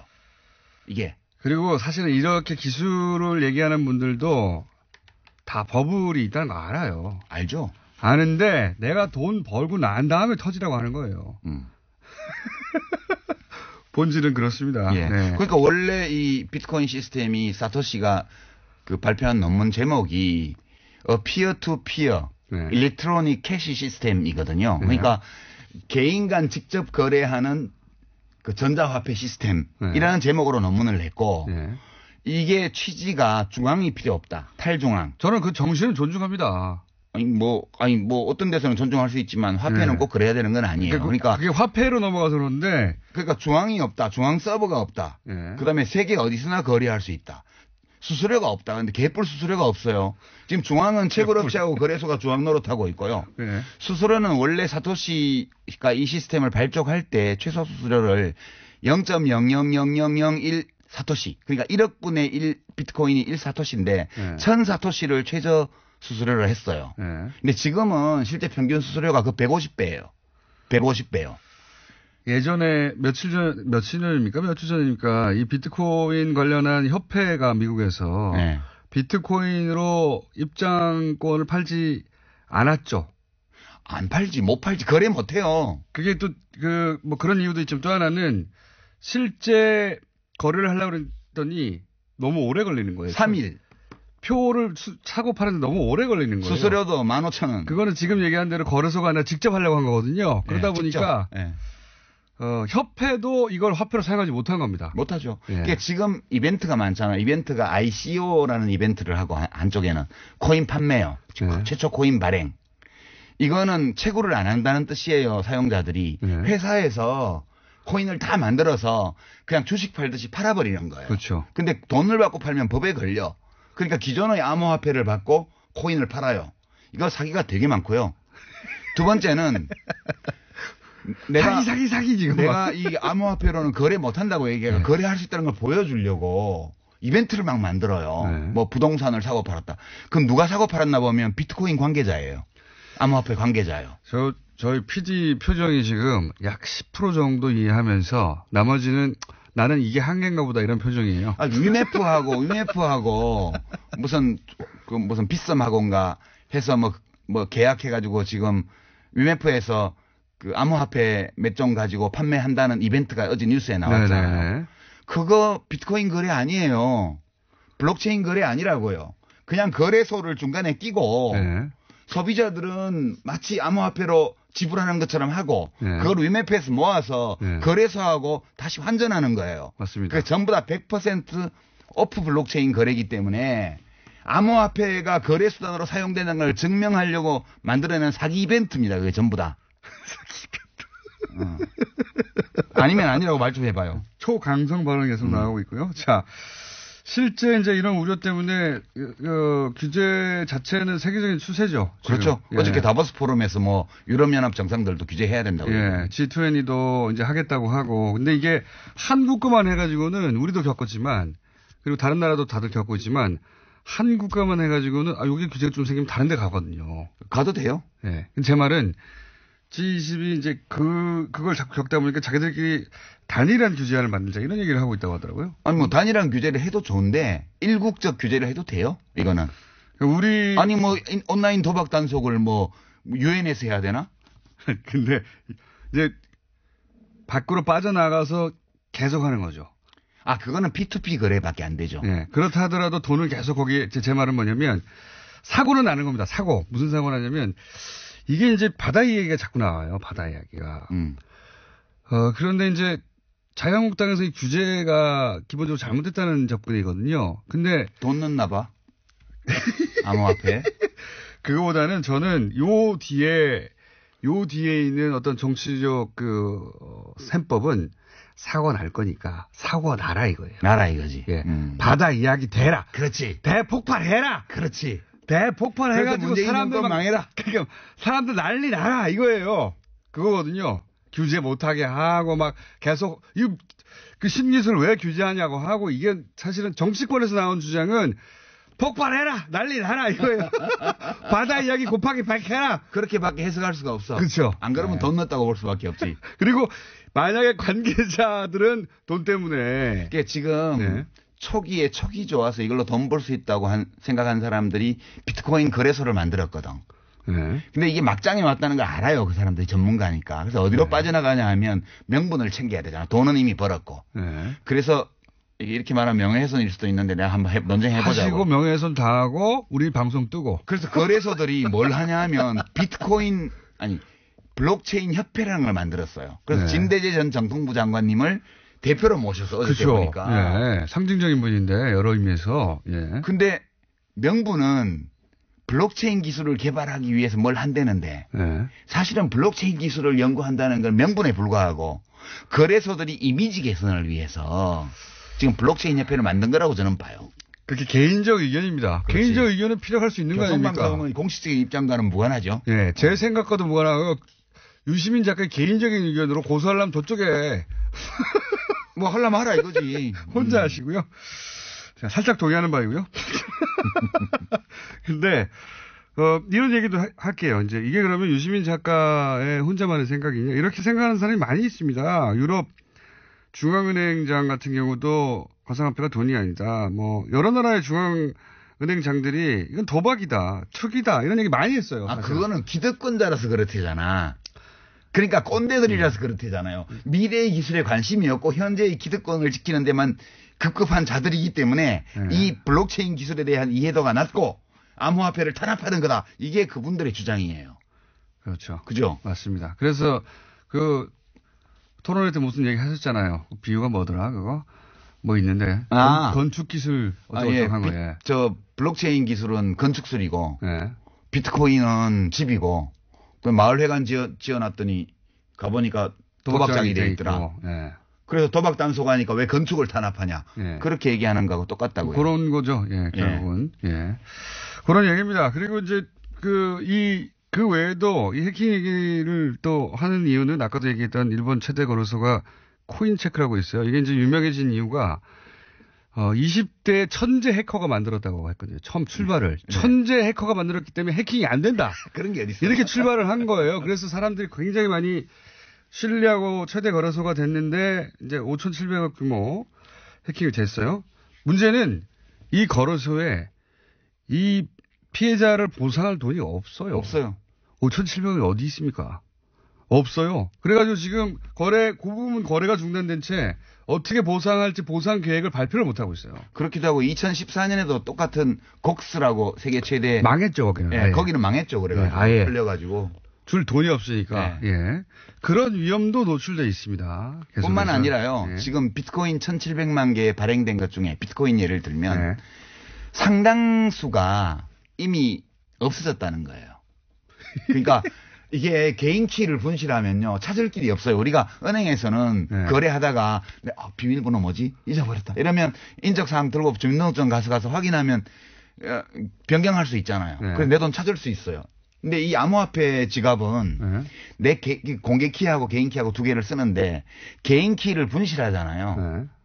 그러면 끝이에요. 그걸로. 절대 못 찾아요. 비가역적이에요. 완전히 안전해요.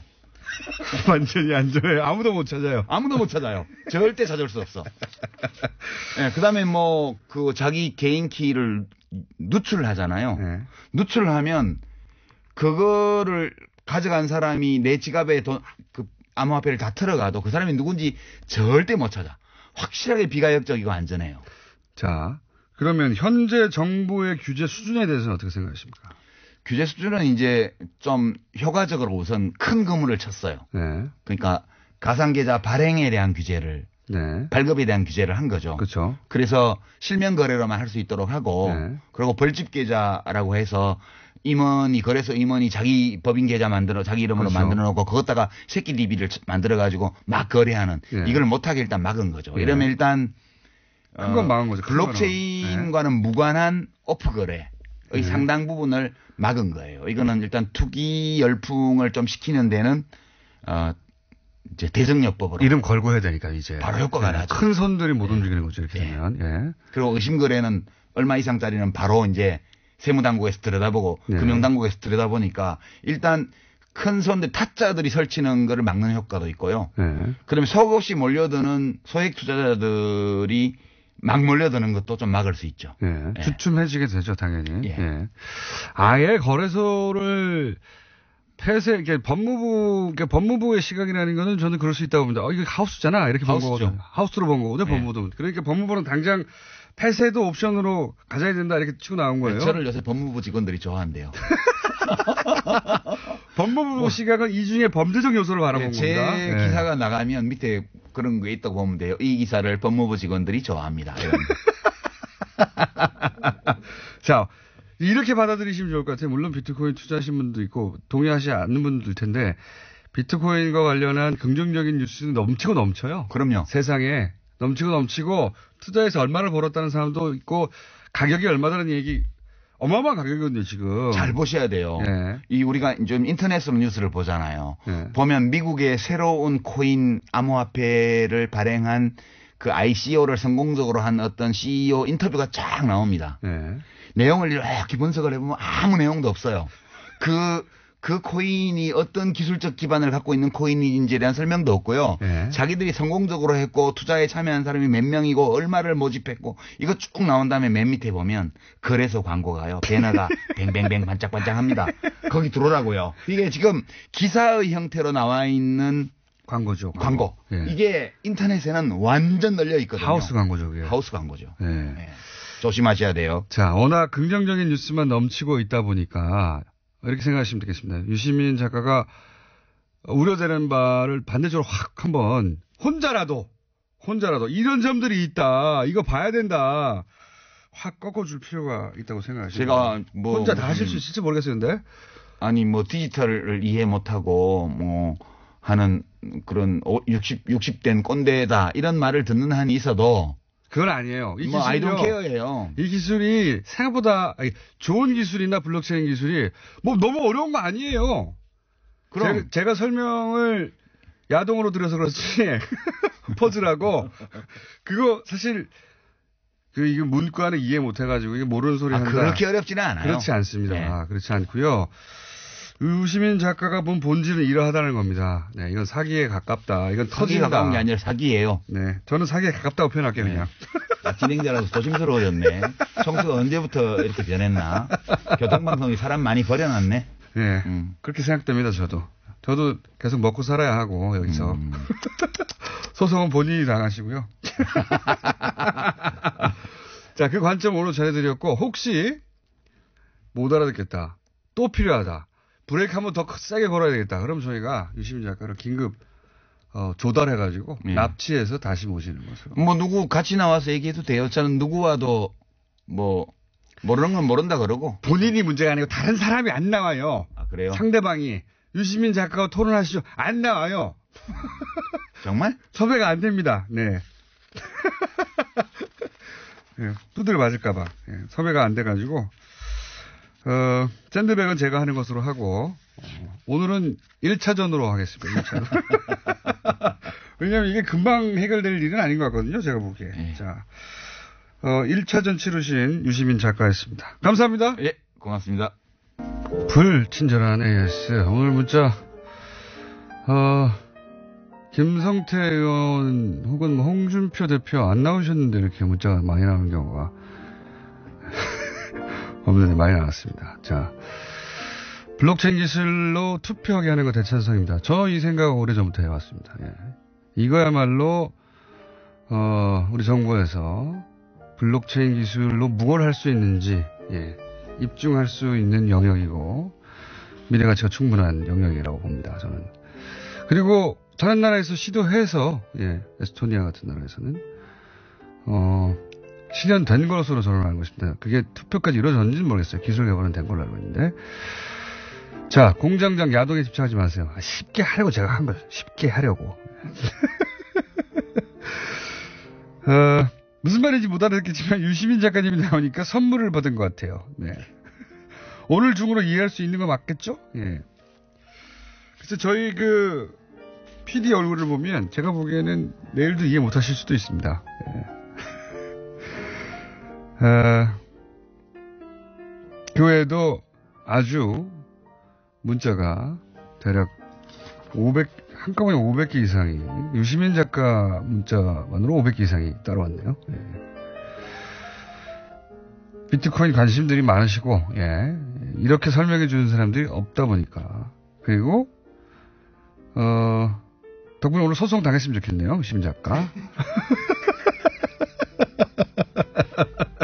소송 당해서, 예. 또 한 번 화제가 되고, 뉴스공장 잘 되고, 예.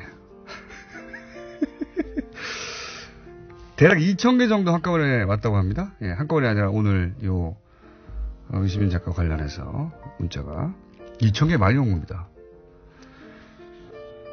그리고 유시민 작가 얘기할 때 입 좀 닫아라. 이 얘기 왜 이렇게 많습니까? 싫다! 여기까지 하겠습니다. 자, 칼플라이 사용대연구소. 예.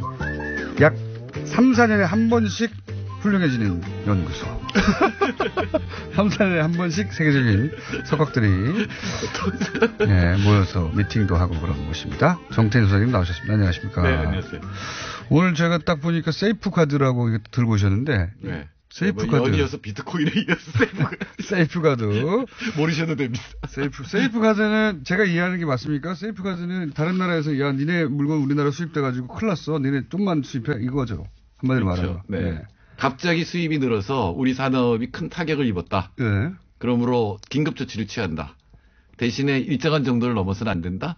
상대 국가도 보복을 할 수 있다. 이게 가트의 규정입니다. 가트 그렇죠. 이쪽에서 저렇게 하면 우리도 그렇게 할 수 있는 건데. 네. 세이프가드가 지금 발동을 미국에서 하긴 했죠. 예. 했죠. 예. 했는데 아직 실행은 안 됐고 청문회를 거쳐서 내년 초쯤에 아마 실행이 될 걸로 보입니다. 내년 초쯤에. 예. 뭐를 했죠? 세탁기하고 예. 태양광 셀과 모듈.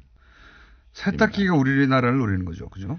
예, 이전에 지금 우리나라 언론만 보면 굉장히 여러 가지 정보가 있어서 제가 무역위원회 가서 USTR 가서 봤더니 2011년에 월풀이라고 있죠. 유명한 그 회사. 그렇죠. 예. 요새 고급적이. 세계적으로 유명한. 예. 예. 월풀이 2011년부터 LG와 삼성에 대해서 제소를 했어요. 예. 그러니까 문제가 되니까 덤핑했다고 제소를 하니까 우리는 덤핑한 게 아니다라고 증명하려고 중국으로 생산 기지를 옮겼어요. 예. 근데 중국이 이제 임금이 쌓이니까 또 내려갔을 거 아니에요. 예. 그러니까 또 엔티덤핑을 또 때렸어요. 예. 그러니까 이번에는 말레이시아나 이렇게 더 베트남이나 이런 데로 옮겼어요. 예. 그러니까 사실은 지금 한국산 세탁기에 때렸고 삼성 LG 제품인 건 맞는데 예. 생산은 지금 아시아 전역에서 지금 하고 있는 거라고 보면 되고요. 예. 태양광은 중국이 장악한 겁니다. 그렇죠. 전국의 전 세계 뭐 60%인가 70%인가 한다고 그래서 그러던데. 중국이 2017년에 이 제소를 받고 예. 그다음에 이걸 또 다시 동남아로 옮겼어요.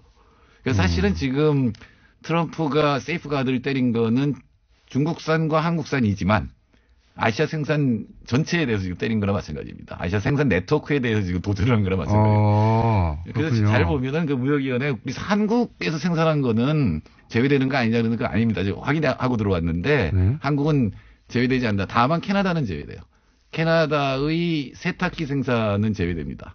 그건 왜 제외되죠? 그거는 FTA 규정 때문에 그렇게 이제 본 건데 캐나다는 피해를 직접 일으키지 않기 때문에 제외됐고 다만 태양광은 둘 다 캐나다와 멕시코 둘 다 제외 안 됐는데 캐나다의 세탁기는 제외됐고 확실하게 한국산은 제외되지 않는다라고 명시되어 있습니다. 한국산 이 세탁기가 실제 피해를 많이 입히고 있어요? 그러니까 그 미국 그러니까 세탁기 산업의 관점에서 태양광은 확실히 그런데 태양광 월풀이 5년 동안 41.8%에서 38%로 줄었어요. 2%, 3% 정도 피해를 줬어요. 시장 점유율이. 예, 다만 그게 넘어간 게 뭐냐면은 삼성이 6.6에서 한 17%는 늘었어요.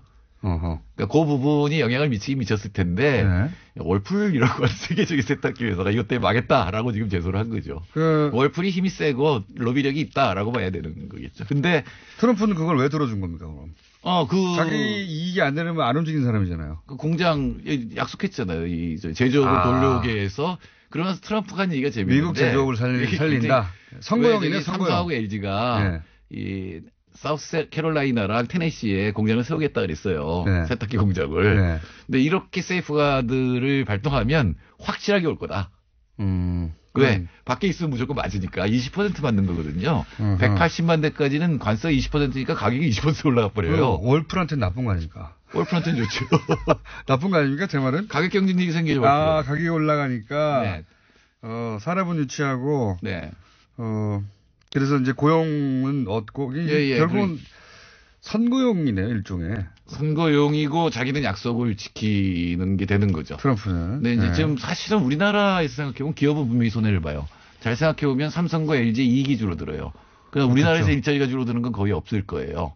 삼성과 LG가 이제 얼마나 피해가 예상되는 겁니까? 지금 전방치로는? 지금 모르죠. 그러니까 이게 지금 통계도 그런데 대체로 둘 다 10억 불 정도 수출을 하고 있다라고 나오고 있는데. 수출 많이 하긴 하네요. 예, 많이 합니다. 근데 그거에 대해서 이제 관세가 180만 대까지는 20%, 180만 대가 넘어가면 50%거든요. 그 가격이 반이 올라가는 거기 때문에 그러네요. 타격을 보기는 볼 거예요. 근데 아마도 지금 1년의 유예가 있기 때문에 그 사이에 뭔가 타협이 이루어질 여지는 분명히 있는 거고요. 선거가 끝나겠죠. 예, 선거가 끝나면 달라질 수도 있고 왜냐하면 이게 또 한미 FTA 개정 협상하고 맞물려 있잖아요. 사실은 한국 정부나 국민의 입장에서는 재벌 두 개의 기업 이익이 줄어드는 건 확실하지만 일자리나 우리나라 GDP에 미치는 영향은 적거든요. 세탁기만 놓고 보면. 근데 우리 업계가 이럴 경우에 가격이 올라가더라도 뭐 이렇게 품질이나 디자인으로 어떻게 승부해가지고 그건 그렇다고 봅니다. 돌파할 거라고 봐요, 저는. 아시아적 생산 체제가 세계 최고라고 하는 거는 일본이나 한국 같은 최첨단 기술이 있잖아요. 그다음 중국이 중간 기술을 갖고 있고 굉장히 많은 노동력을 갖고 있는데다 요새 인도, 말레이시아, 인도네시아가 전부 5% 이상 성장하고 있거든요. 이게 전부 생산이 글로 가가지고 지금 전체가 하나의 시스템이거든요. 근데 이 시스템에 대해서 싸우겠다. 그러니까 사실은 지금 공동대응을 해야 돼요. 아시아가 생산 블록이 만들어지고 있는 거예요? 그 블록은 예전부터 일본으로부터 시작해서 이른바 신흥공업국 대만, 한국, 싱가포르, 그 다음에 이제 동남아까지, 중국, 동남아까지 해서 이 시스템은 유럽이나 나프타 체제라는 게 도저히 이길 수 없는 시스템이죠. 인구만 해도 얼만데요. 이게 뜬금없는 질문인데, 저는 항상 그게 부러워서 이게 EU처럼 아시아 국가들이 어느 순간 국경과 또는 뭐 화폐 문제를 해결하고 이런 날이 올 수 있을까요? 그게 사실은 동북아위원회가 하려고 했던 일이잖아요. 15년 전에. 저는 그걸 진짜 보고 싶거든요. 개인적으로. 근데 그게 굉장히 다른 게 뭐냐면은 EU는 소련의 위협에 대해서 유럽이 뭉치는데 미국이 도와준 거잖아요. 근데 동아시아가 되려면 동아시아 핵심은 중국이잖아요. 중국 때문에 어렵다는 건 저도 항상 생각했어요. 그러니까 미국이 중국을 견제해야 되기 때문에 아시아의 공동체가 형성되는 걸 도와주진 않아요. 그러니까 우리 스스로 만들어내야 되는데 그러려면 안에서 해결이 돼야 될 문제가 굉장히 많다는 거죠. 게다가 물론 뭐 이건 통일도 돼야 됩니다. 왜냐하면 일단 끊어져 있으니까요. 근데 생각해 보시면 아시아의 모든 국가하고 육로로 연결됐거든요, 우리가. 그렇죠. 섬나라만 빼고. 그러니까 다 갈 수 있는 거예요. 베트남도 비행기 타고 가는 게 아니라 차 타고 갈 수도 기차 타고 갈 수도 있는. 초고속 열차를 만들면. 유럽처럼 다 묶여 있는데 이게 이제 지금 휴전선이 있고 그리고 중국이라는 뚜껑이 너무 커. 위에 막고 있는 게. 그러다 보니까 상상력 여기서 제한이 있는데 갑자기 그게 생각이 나죠. 아시아가. 중국의 중국몽이라고 하는 거는 AIB를 통해서 아시아 대륙을 다 묶어버리고 유럽까지 연결하겠다는 거거든요. 이제 중국의 중심이 돼서 그걸 하려고 하는 거죠. 지금. 그러니까 미국이 막는 거고 그거를 중간에 있는 국가들이 어떻게 서로 견제하고 도와주게 만드느냐 이게 어떻게 보면 크게는 관건이라고 생각하는데 세이프가드에서 너무 많이 나갔다. 그러니까요. 우리가 지금 몇 분 남았는지 모르겠네. 2분 남았네. 세이프가드 돌아와가지고 미국이 어쨌든 세이프가드를 발동해가지고 우리나라에서 특히 영향을 받는 세탁기에 대해서 그러면 지금은 몇만 대 팔고 있는데 앞으로는 몇만 대밖에 못 판다는 겁니까? 그거는 알 수 없고요. 한국 정부는 어떻게 해야 될까를 얘기를 해야 되는데 지금 김현종 본부장은 수익 급증도 증명할 수 없고 세탁기의 경우. 예. 그다음에 산업 피해도 증명할 수 없기 때문에 이건 WTO에서 이긴다. 아, 제소에서 이길 것이다. 예, 그다음에 보복 세이프가드는 안 합니까 혹시? 아니요, 그건 이제 WTO에서 하는 거는 오래 걸려요. 그래서 별 효과는 없는데 예. 태양광은 사실 중국 문제예요, 어떻게 보면은. 네. 그래서 그거는 뭐 우리나라 기업이 일부 영향을 받긴 하지만 이제 중국이 이제 대응을 할 건데 한국이 더 할 수 있는 건 보복 관세를 물릴 수 있어요. 우리 그런 것 좀 해봤으면 좋겠어요. 뭐 없습니까? 근데 아까도 말씀드렸지만 우리나라 자체에서 생산되는 건 그렇게 많지 않거든요. 네. 그러니까 아시아 국가, 아시아 생산체의 전체가 보복 관세를 때리면 미국이 불복하죠. 요 세탁기 해가지고 우리가 좀 외교력을 발휘해가지고 각 그 경제부 장관끼리 딱 모여서 동시에 한번 해보자. 이렇게 할 수도 있겠네요, 진짜. 네, 태양광은. 아시아, 함부로 내리지 말아, 니네. 태양광은 1위가 말레이시아예요. 2위가 중국, 3위가 한국이거든요. 그래요? 예, 네, 그러니까 같이 공동 대응할 수 있는 방안이 있는 거고 또 하나는 미국 내에서. 이 움직임이 혹시 정보 있습니까? 같이 공동 대응하는? 아니, 한미공조 어쩌고 하는데 그거하고 상관없이 맨날 경제부는 자기들 마음대로 해왔어요. 우리도 상관없이 계속 하면 됩니다. 돈 문제에 있어서는 방법이 있나요? 지금 WTO 제소까지는 얘기가 나왔고 네. 아마 미국에서 재판하는 것도 생각은 하고 있을 거예요. 그러나 아시아 국가들이 같이 한다는 건 아직 못하는 것 같아요. 아시아 국가들끼리 모여가지고 미국을 상대로 세이프가드를 동시에 때리는 거죠.